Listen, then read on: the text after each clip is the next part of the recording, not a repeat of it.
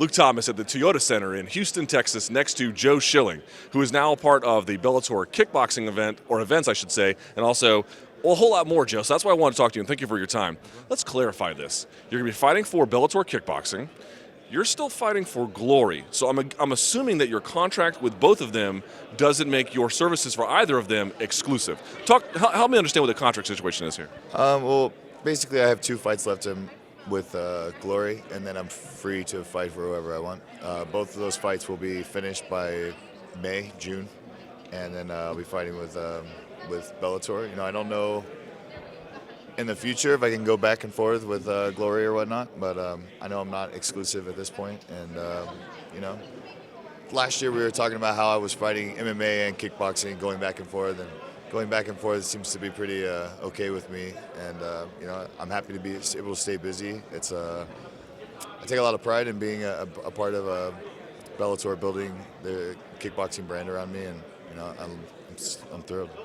What did they tell you as they're pitched to you for your services? You're an American. You're one of the best Americans currently competing.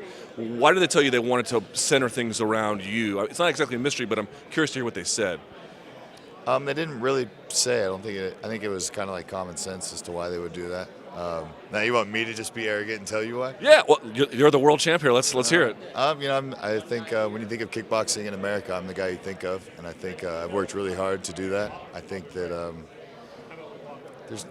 I don't know too many other Americans that are at my level that can actually compete at the world level and win. And yeah, I'm just an all-around total package, man. I can talk to you on camera. I'm not terrible to look at. I'm pretty funny, witty. Remember that time I walked up to you? Never mind. We'll talk about that later. That's for another time. How often do you intend to compete then? Like, once this Bellator kickboxing thing gets rolling, is it just going to be that for a full year and then back and forth to MMA? Like, what kind of schedule and then kind of switching do you anticipate?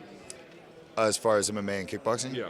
I think I'm a kickboxer this year, and you know, with the exception of maybe a super fight here and there with a really exciting matchup, maybe Melvin rematch, I think is a great fight.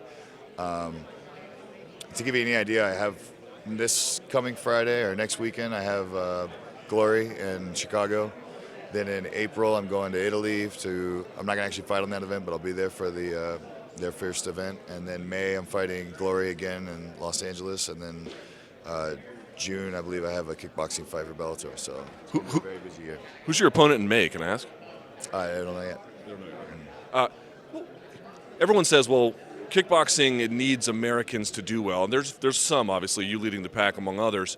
But is it just having Americans, is that enough? What does kickboxing really need to be ignited here and grow the fan base? See, I think that I've always heard that, and I completely disagree with it. I think that it kind of annoys me that people would say that Americans are that ignorant, like we can't cheer for anybody else that's not American. You know, Anderson Silva, look at the UFC, is full of Brazilians and all over the world, you know?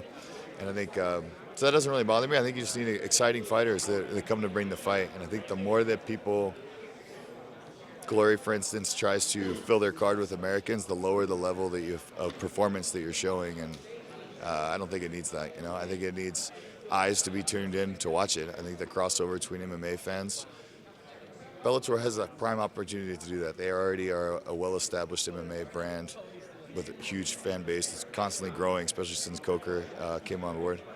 So I think just getting those MMA fans to look at kickboxing and realizing that it's really, really exciting. Like it really is the best combat sport on the planet. Do you have a preference in terms of you'd like to headline a kickboxing only card, or wouldn't mind being part of a mixed card?